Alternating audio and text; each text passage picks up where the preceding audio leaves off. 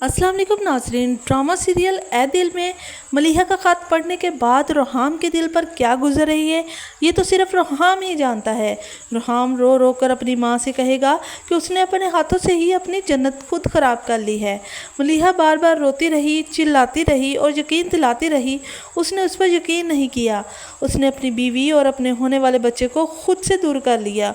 उसकी माँ उसे तसल्ली देते हुए कहेगी कि वो जाकर मलीहा को मनाए और उससे माफ़ी भी मांगे।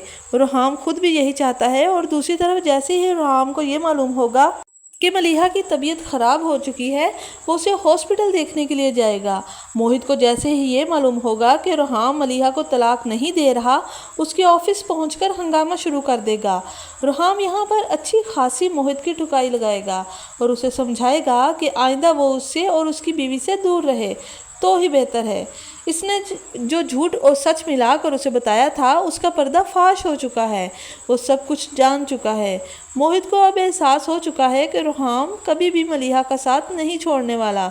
रुहाम को भी मालूम हो चुका है कि मलीहा जो कुछ कह रही है सच कह रही है। उसका मोहित के साथ कोई रिश्ता नहीं है। मोहित हारा हुआ अपनी माँ के पास आएगा और अपनी माँ से सवाल करेगा कि उसने अपनी मोहब्बत को अपने ही हाथों से आग लगा दी है। उसकी माँ अपने गरूर और अना में अपने बच्चों की खुशियाँ तक को खा गई। मोहित टूट चुका है। मलीहा के बगैर उसे अपनी ये ज़िंदगी अधूरी लगती है।